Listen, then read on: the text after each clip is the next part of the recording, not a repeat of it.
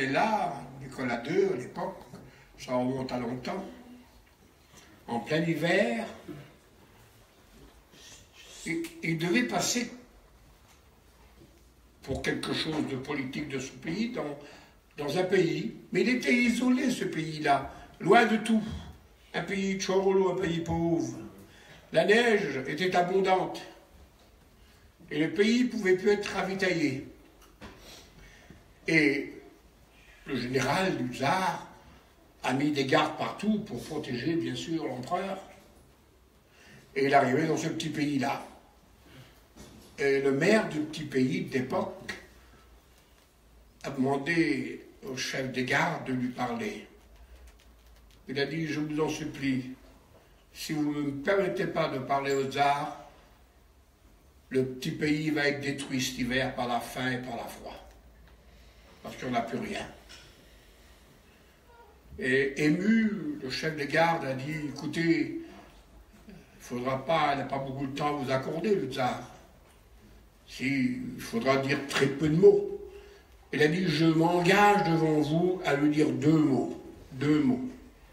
Pas plus? Non, non, 2 ça suffira. Le tsar comprendra. Et en effet, le tsar est arrivé. Le chef de garde lui a dit, le maire du pays, mon empereur voudrait vous dire un petit mot. Et il a décidé de vous dire 2 mots. Et le tsar a accepté. Le maire est venu à le tsar, en le saluant, et il a dit au tsar, en le regardant dans les yeux, faim et froid. Faim et froid. Le tsar a compris le message. Il a dit à celui qui l'accompagnait, inscrivez ce que je vous dis, pain et charbon. Amen. 2 mots. Il avait dit 2 mots, le tsar les a exaucés. C'était pas la peine de dire 50 mots. 2 mots avec le cœur. Et le patron exauce. Amen. En plus, il a demandé ce qui était nécessaire. En plus, il a demandé ce qu'il fallait. Il n'a pas demandé autre chose. C'était ça qu'il fallait. Pain, froid, faim et froid. Il fallait ça. Il n'a pas cherché à comprendre, de demander autre chose. Je voudrais donner un conseil à mes frères et sœurs dans le Seigneur, que nous sommes des chrétiens. Il n'y a pas de plus grand parmi nous, il y a des enfants de Dieu. Mais il y a des enfants de Dieu qui veulent plaire à leur Seigneur, qui veulent marcher avec leur Seigneur, et qui font des efforts pour plaire. On n'est pas sauvé par notre propre mérite. C'est la grâce de Dieu, notre salut, le pardon qu'il nous a apporté en Jésus-Christ. C'est pas vous et moi qui est mort, c'est lui qui est mort au calvaire, qui a versé son sang pour le pardon de nos péchés. Mais lorsqu'on est sauvé, c'est logique devant Dieu. On cherche à plaire à celui qui nous a aimés. On cherche à plaire à celui qui nous a sauvés. Alors, je voudrais donner un conseil ici, d'examiner l'essentiel. Parce que il y a tellement de superflu ou d'autres choses qui peuvent passer en 2e position, même en 3e position. L'essentiel, c'est ce qu'il faut demander à Dieu ce soir. Amen. Peut-être que 2 mots suffira. Vous me pardonnez? Seigneur, je suis perdu, sauve-moi. Et Jésus dira, je te sauve, je te pardonne, et je te bénis. Amen. C'est pas la peine d'essayer d'ouvrir le Larousse, ça sert à rien. C'est la Bible qui répond comme ça. Le mot du Seigneur pour nous, c'est un mot que le monde recherche. Du balayeur de rue, qui passe devant vos rues, ou le président de la République, que je ne connais pas. Bon, j'ai connu d'autres présidents de la République, mais celui-là, je ne le connais pas. Les empereurs du monde, les rois du monde. Je serais étonné devant Dieu, des hommes sages comme vous l'êtes, qui n'ont pas la même réflexion qui est marquée dans la Bible. Alors, je vais vous dire la Bible. Amen. Le psaume 4 et le verset 7. C'est David qui a dit ça. Seigneur Jésus, le roi David, le grand roi David, un jour s'est adressé Et il a écrit cette phrase, psaume 4, verset 7. Qui nous fera voir le bonheur? Très court, hein?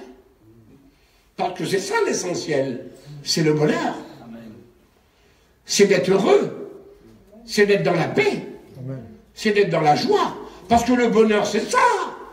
Le bonheur, c'est la paix, la joie, le pardon, l'amour, Schumbourg d'Evel. Est-ce que c'est possible qu'on le trouve, ça? Quelqu'un peut nous donner ça? Non, le monde ne vous le donnera pas. Moi, je vous le dis par expérience. Je ne suis plus un petit jeune maintenant, on s'est connus depuis toute la vie. Bon, j'ai jamais été un lord, et voilà, c'est autre chose, ça. Mais j'ai connu des grands personnages qui étaient rendus au sommet, au sommet, au sommet des sommets. Tout le monde les applaudissait. Mais ils ne connaissaient pas le bonheur. Ils ne l'avaient pas. Ils avaient pourtant tout ce qu'il fallait sur la terre, apparemment. Mais ils n'avaient pas l'essentiel. Je pense que je ne vous offusque pas en disant une parole de Jésus. C'est le maître, Jésus, c'est pas moi. Que servirait-il à un homme d'avoir le monde s'il perd son âme? C'est important le monde. Mais si c'est pour perdre son âme, pour aller en enfer pour l'éternité, alors le salut est plus important que le monde. Amen. Et puis je ne vais pas vous expliquer les détails. Je suis heureux d'être là avec vous ce soir. Je vous remercie Abraham, je vous remercie mes copains. Parce qu'on peut ensemble discuter comme des frères. Voir ce que Dieu veut de bon pour nous. Parce que Dieu veut des bonnes choses pour nous, vous comprenez? Dieu veut notre bonheur, le vrai bonheur. Au début du réveil, je pense que Pashtumendi, Mashalrom, on le chante. On le chantait au début du réveil, comme il Freida. Il tchatchi Freida. Beaucoup d'Evel entendu. C'est ça le bonheur, mon frère.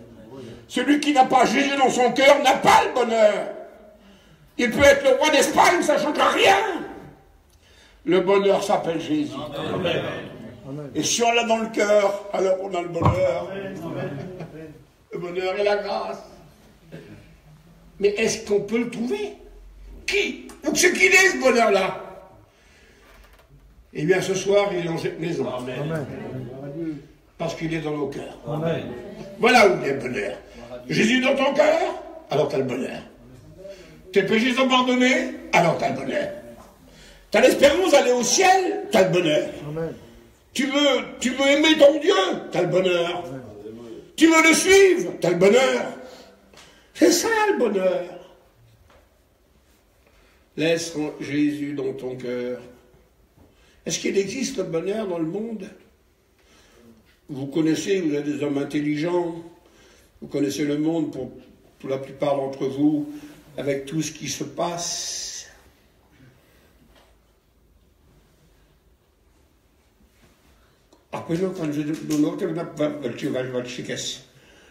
Dans le monde, le bonheur n'existe pas, je vous l'affirme.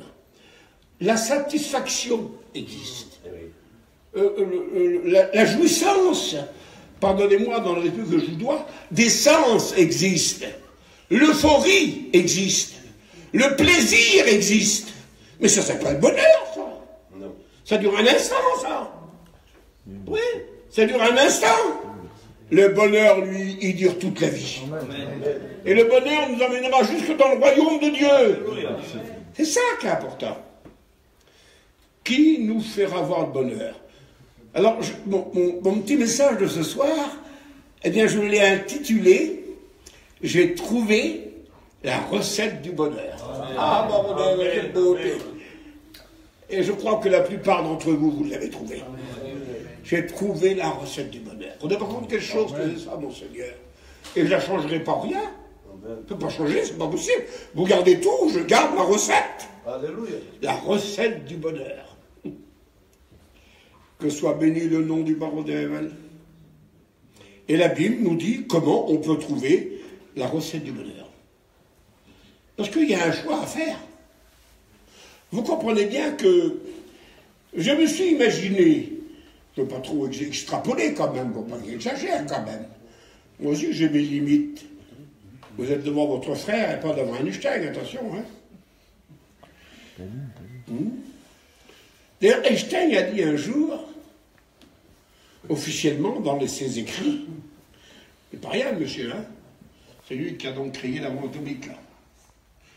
Il a dit, par mes études et mes calculs, j'ai découvert que Dieu existait. Mais par mes calculs, je ne l'ai jamais rencontré. Alors on peut calculer et dire, oui, c'est vrai, tchacho. Mais ça, c'est ça. Ça ne donne pas le bonheur. Ce que donne le bonheur, c'est de le trouver. Trouver Jésus, trouver la grâce, trouver le pardon. Le maître ne demande pas de le payer, le pardon. Le maître nous le donne gratuitement. Parce que personne ne peut le payer, de toute façon. Vous donneriez votre corps pour être brûlé. Vous donneriez tous vos biens aux pauvres. C'est marqué dans la Bible. Si vous n'avez pas l'amour du barreau d'avel dans votre cœur, vous êtes un airain qui résonne, dit l'apôtre Paul. Une cymbale qui retentit. Et c'est vrai pour tout le monde, ça. Vous comprenez que c'est vrai pour tout le monde. L'Écriture nous dit ceci aussi. Je voudrais vous lire ce verset. Il m'a l'air d'être important. Il se lit dans le texte que Paul nous a laissé aux Galates. Là, c'est l'apôtre Paul qui parle. Chapitre 4, verset 15. Il s'adresse aux chrétiens de son temps. Tiens, je vais m'adresser aux chrétiens ce soir. Et aux chrétiennes, bien sûr. Quelques amis aussi, parce que si quelqu'un n'a pas trouvé Jésus, c'est important que vous le trouviez. Hein? Là, le psalmiste parle pour les gens sans Dieu. Qui nous fera voir le bonheur? Parce qu'ils ne l'ont pas. Ils ne l'ont pas trouvé. Ils ne possèdent pas. Alors il faut bien qu'ils fassent quelque chose pour être heureux. Alors ils font tout le ça. Et ils n'ont pas de vrai bonheur. Écoutez l'apôtre Paul écrire. Où est donc l'expression? Vous savez le mot expression, hein? Où est donc l'expression de votre bonheur? Comment vivez-vous votre bonheur en Dieu? Comment le vivez-vous? Est-ce que chaque jour le Christ nous apporte le bonheur et la paix? Est-ce que vous êtes heureux dans la journée? Est-ce que vous pouvez dire, comme je vais vous dire après, parce qu'il me semblerait que devant Dieu, j'ai plein de petits soucis de santé, vous le savez. Mais le soir, comme je m'endors, pardonnez-moi de vous le dire, mes frères, je prie, comme vous le faites, et j'aime citer ce beau verset de la Bible. Je me couche et je m'endors en paix, car toi seul, ô Éternel, tu me donnes la sécurité dans ma demeure. Dormir en paix. Ça vaut des montagnes d'or, ça. Ça vaut des montagnes d'or, ça, les entendons. Mais bien sûr qu'il l'est. Ça vaut des montagnes d'or parce que Dieu est avec nous. Je ne t'abandonnerai pas, dit le Seigneur. Et il va jusqu'à dire même, si tous t'abandonnent, moi je ne t'abandonnerai pas jamais. Et le Seigneur veut faire ça pour nous tous. Le Seigneur veut pas seulement qu'on ait une petite vie heureuse chrétienne ici-bas, tranquillement comme ça, va comme je te pousse à peu près. Non, le Seigneur veut nous emmener au ciel, vous comprenez? Le Seigneur nous veut au ciel. Mais pour aller au ciel, la grâce de Dieu nous ouvre la porte, mais maintenant il y a le chemin à parcourir pour y aller. Vous comprenez ça? Ou bien vous avez ouvert la porte à toi, il m'a ouvert la porte à moi. Il nous a ouvert à tous la porte là. Mais maintenant d'ici pour aller là-bas, il faut marcher avec Dieu. Alors entre la porte ouverte de la grâce et l'entrée dans le royaume, il y a le chemin de la foi. Le chemin avec le Seigneur. Enoch, pourquoi Enoch est-il rentré au ciel? C'est marqué dans la Bible. Vous savez celui, ouais, Enoch. Enoch marchait avec Dieu. Et Dieu le prit. C'est tout. C'est pas la fin de faire des explications, d'écrire des tas de livres. Il marchait avec Dieu. Amen. Alors le pauvre devait l'a pris. Comprenez? Et nous avons le bonheur ce soir d'avoir découvert le secret du salut. Amen. Ça fait 62 ans maintenant, on en parlait, ça fait 60 ans, et puis plusieurs parmi vous, vous êtes des anciens aussi, je le sais. J'ai connu le réveil, Machal Tobin. J'étais présent à la première réunion, Machal Rome. J'étais un jeune garçon à l'époque, jeune serviteur de Dieu, si vous voulez. Et je sais combien Dieu a été bon pour vous. Mais pas que pour vous, mais pour son peuple. Amen. Il est bon, le pardon des rebelles. C'est par la grâce que vous êtes sauvés. Amen. Par le moyen de la foi. Amen. Et l'apôtre Paul précise bien, cela ne vient pas de vous, c'est pas pour notre faute. C'est le don de Dieu, c'est un cadeau de Dieu. Un cadeau, on ne mérite pas un cadeau. Un jour, une histoire dit que dans une école, le professeur a eu une idée spéciale. Il a défait sa montre, il l'avait mort au petit raclette de l'école. Il a dit, voilà, celui qui veut venir la chercher, je la fais cadeau. Et il l'a mis sur le pupitre. Alors tous les petits raclets sont regardés, ils ont rigolé. Ils ont dit, c'est pas vrai, on va le faire cadeau de sa montre quand même, là. C'est de la rigolade, ça. Et personne n'a voulu croire que c'était vrai. Mais dans la classe, il devait y avoir un petit simplé, Barizinda, un petit innocent. Il a pris le maître au mot, lui. Et il s'est levé. Alors, tout le monde l'a regardé. Il dit, mais il est faux. Il ne va pas croire ça quand même, non? Et le maître a vu le petit raclot lever. Il a dit, viens mon fils, viens la prendre. Je te la donne maintenant. Amen. Et ce petit raclot, il est venu tranquillement. Tout le monde le regardait. Il dit, je te ramène. Il dit non. Et il est venu, il a pris la montre. Il a dit, maintenant elle t'appartient. Va t'asseoir à ta place.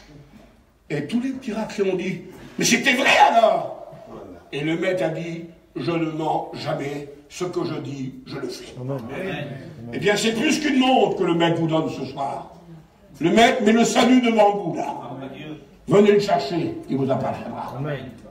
Le maître vous demande de l'amour, elle l'a mis devant vous. Venez le chercher, et vous la vivrez. Parce que le Seigneur le veut pour nous, mes frères et sœurs. Dans le respect que je vous dois, il ne faut pas porter que le nom de chrétien, il faut vivre la foi. Amen. Il faut vivre la foi chrétienne, Seigneur Jésus, vous comprenez bien. C'est ça l'évangile de Jésus-Christ. Cela, moi je le dis, et puis je me... Peu importe, on peut les louer en même jour. On peut être heureux et avoir le bonheur dans cette bonne maison-là. C'est pas la peine d'habiter dans la paille pour être heureux. On peut être heureux avec un avoir, avec ses petits-enfants, en mangeant et en buvant, en avoir sa petite possession. Amen. Le principal, c'est que Dieu soit le premier dans nos cœurs. Amen. Vous comprenez ça? Amen. Il y en a qui vivent dans les maisons en paille et qui seront perdus parce qu'ils ne connaissent pas Dieu. La priorité, c'est de posséder Jésus. Amen. C'est d'abord vous donne dans son cœur. Il est mort pour vous. Il est mort pour moi. Christ est mort pour mes péchés. Qui aurait pu pardonner mes péchés à moi ou à vous? Dites-moi qui c'est. Personne. Il est mort, Christ est mort pour nos péchés. Mais il est ressuscité pour nous justifier. Alléluia. Et sa résurrection nous déclare sauvés devant Dieu. Ce n'est pas nos mérites, mais maintenant qu'il nous aime si tant, que nous découvrons qu'il nous aime, dans tout le respect que je vous dois, c'est notre bonheur de l'aimer.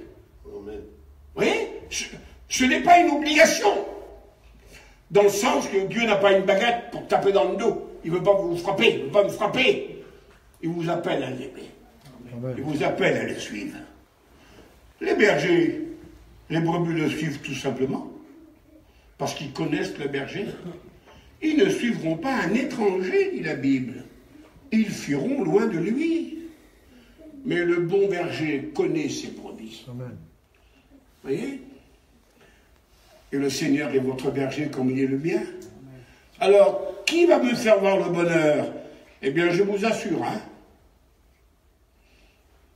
c'est pas le monde. Je vous le confirme devant Dieu. C'est pas la bourse non plus à Paris. Ce n'est pas non plus les sorties de ce monde. Le vrai bonheur pour l'homme, hein, attends malin. La satisfaction peut-être, oui, là vous l'aurez pour une journée. Mais le vrai bonheur, le monde ne possède pas. Comment voulez-vous qu'il vous le donne? Il ne possède pas. Celui qui le possède s'appelle Jésus. Alors il faut aller vers lui pour le recevoir. Amen. Il faut venir à lui pour le recevoir. Où est l'expression? Je ne sais pas, je ne veux pas dire ça, j'ai pas le droit, je suis un des pasteurs anciens de la mission, on se respecte mutuellement, je respecte votre serviteur de Dieu, les candidats au ministère, j'ai connu des anciens parmi vous, ce fut tous mes amis, mes collaborateurs. Mais dans le sens, le patron de notre mission, des Manouches, des Roms, des Gitanes, des Yéniches, des voyageurs, il n'y en a qu'un seul patron. C'est pas Vie-Lumière, c'est pas Jimmy, c'est Jésus-Christ. Amen. Amen. Nous sommes des serviteurs. Et notre bonheur à nous, c'est non seulement d'aller au ciel, c'est mon bonheur à moi, ça va vous dire. Mais mon bonheur à moi, c'est de dire, frère, ne loupez pas l'entrée du ciel surtout. Attention, il vient bientôt le Seigneur Jésus. Oui. Et lorsque la porte sera fermée, qui pourra rentrer? Dites-moi. Un jour, un serviteur de Dieu est venu me trouver. Il m'a dit, frère, dans la nuit, j'ai été troublé, j'ai eu un songe, et je voudrais te l'expliquer. Alors je lui ai dit, ben dis-le, mon frère. Il m'a dit, on était ensemble en train de labourer un champ, et puis je voyais plein de prédicateurs qui travaillaient comme nous, et puis on était en train de mettre la récolte en tas. Et d'un seul coup, ce serviteur m'a parlé, c'est lui qui me disait ça, hein. Il m'a dit, regarde, frère Jimmy, l'orage qui arrive là-bas. Dites au serviteur de Dieu qu'il se dépêche, parce que sinon la moisson va être détruite. Alors, comme j'incarnais le président, j'ai dit à tous les frères, mes frères, dépêchez-vous, regardez l'orage là-bas. La moisson va être détruite, il faut l'engranger tout de suite. Vous comprenez le mot, bien sûr. Et puis moi, puis plusieurs copains, on a fait ce qu'on devait faire. Et puis il y en a qui tardaient, qui parlaient, qui rigolaient entre eux. Ça ne les intéressait pas l'orage qui arrivait. Ils n'en prenaient pas qu'à. Et puis d'un seul coup, les éclairs énormes sont arrivés. Et à côté, il y avait le château du roi. Il y avait une table immense, disait-il, une table immense. Le roi, Bouroudève, il était assis sur son trône. Et il y avait des millions de personnes sur cette table qui n'en finissaient plus là. Alors on a couru tout de suite pour rentrer dans le château du roi, nous, pour échapper à la détresse. Et nous sommes beaucoup rentrés dedans. Et puis, comme les autres ont vu que c'était sérieux, alors ils ont couru pour venir. Mais la porte se fermait tout doucement, au ralenti. Alors il y en a qui passaient presque, mais vraiment de limite bientôt. Mais ils ont montré quand même. Et d'un seul coup, tac, la porte a se fermer. Le frère me disait, cette porte, je la vois comme maintenant, elle était en verre. Et les frères frappaient. Et puis, il peut me dire à moi, il disait aux copains, ouvre-nous, mais on ne pouvait pas, on n'avait pas de pouvoir pour ouvrir, nous. On n'avait pas de clé, la porte n'avait pas de clé. Il n'y avait que le roi qui pouvait l'ouvrir. C'est marqué dans la Bible. C'est moi qui ouvre, et personne ne fermera. C'est moi qui ferme, et personne n'ouvrira. Alors il frappait comme au temps de Noé, vous savez, dans l'arche. Et d'un seul coup, le feu est tombé du ciel. C'était son songe, quoi, aux frères. Attention, hein. Non, on ne prenons pas plus, acceptons ce message comme une réflexion. Et la terre a été bouleversée par le feu. Et le festin des noces de l'agneau a commencé. Je vous affirme devant Dieu, sans être un savant, je ne serai pas l'être, je dois être un homme de la Bible. Je veux dire ce que le Seigneur doit dire. Je veux dire que Dieu veut que personne ne soit perdu. Amen. Ça, c'est sa volonté. Amen. Ce que Dieu veut, dit le prophète Ézéchiel, c'est qu'aucun pécheur ne meure perdu, mais que tous soient sauvés. Amen. Et arrive à la délivrance. Il y a la grâce, le pardon, et puis après la délivrance. Regardez ce que dit le psaume 103. David l'a écrit. Il parle au Bordé avec le Dieu du ciel. Et il dit sur lui, dans son livre, marqué dans la Bible, c'est lui qui pardonne tous mes péchés. C'est lui qui guérit toutes mes maladies. On sait tous que c'est vrai, ça. Et c'est lui qui me délivre de la fosse, l'enfer. Parce que dans la Bible, la fosse, c'est l'enfer. Jésus sauve, Jésus guérit, Jésus délivre. Amen. N'acceptons pas qu'un seul point, acceptons les 3 points. Alléluia. C'est ça la volonté de Dieu.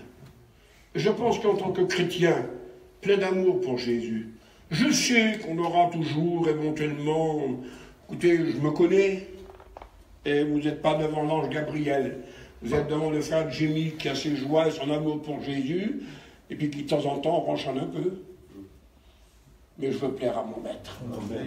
Je veux le suivre, je veux l'aimer, j'ai décidé de m'engager, et rien ne me séparera de l'amour de Dieu. Comme rien ne peut vous séparer de l'amour de Dieu.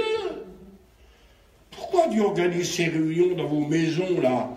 Pourquoi demain, vous auriez besoin, je ferai de tout mon possible, mon cœur, je m'engagerai avec vous pour que, non seulement les Roms ici et de la région parisienne, mais notre peuple dans le monde soit sauvé. On envoie nos missionnaires au bout du monde pour qu'ils soient sauvés. Tellement important, Seigneur. Vous savez que c'est vrai. Pour une âme, ça coûte cher, une âme. Ça coûte cher. Le Christ est mort pour sauver une âme. Que Dieu vous permette de le comprendre. Amen. Comme je essaye d'essayer de vous le dire, tout simplement. Ah, quelle différence pour les hommes sans Dieu. Je pense qu'il n'y en a pas ce soir. Enfin, de tout mon cœur, j'espère qu'il n'y en a pas ce soir. Vous comprenez ce que je veux dire, hein? Mais quelle différence! Écoutez ce que dit la Bible. Il n'y a de bonheur pour l'homme qu'à boire, qu'à manger, et qu'à se divertir, et jouir du bien-être. Ça, c'est l'homme sans Dieu. Voilà son bonheur à l'homme sans Dieu. Il n'a pas Dieu, alors il faut qu'il ait le bonheur, le monsieur, lui. Alors, il n'y a de bonheur que pour l'homme qu'à boire, qu'à manger, et qu'à se divertir. C'est le slogan que nous connaissons bien. Mangeons, buvons, demain nous mourrons. Ça, c'est le slogan du monde. Vous comprenez le mot, bien sûr.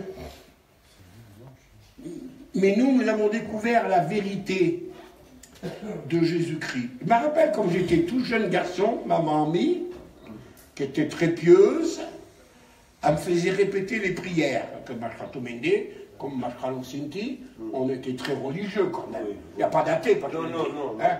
On a toujours prié, nos vieux parents ont prié. Elle me faisait réciter des prières. Mais moi, je faisais que des mots, je disais que des mots, ça ne sentait pas de mon cœur. Ça me fatiguait de prier, mais ma mamie m'obligeait à prier. Alors pour lui faire plaisir, Linda. Alors je me rappelle encore les prières que je faisais. Je ne vous les dirai pas. Mais des fois en priant, je tombais dans le sommeil. Je ne pourrais pas arriver. Alors je disais au Bordeaux le lendemain, Seigneur, demain je ferai une prière de plus. Si je devrais rattraper toutes les prières que j'ai oubliées, il faudrait une éternité pour le faire. Mais ce n'est pas ma prière qui m'a pardonné.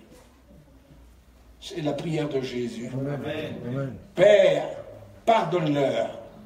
Ils ne savent pas ce qu'ils font. Alléluia. C'est le Seigneur Jésus qui a demandé notre pardon. C'est lui qui a prié pour vous. Je prierai le Père, a dit le bon de Jésus, et il vous enverra le Saint-Esprit sur sa prière qui me le donne. C'est l'intercession de Jésus qui vous sauve ce soir. Dieu a suspendu sa colère, son courroux. Vous savez, un jour, sa colère, son courroux, Dieu n'est pas méchant, mais Dieu est juste. Les gars, j'ai dit, mon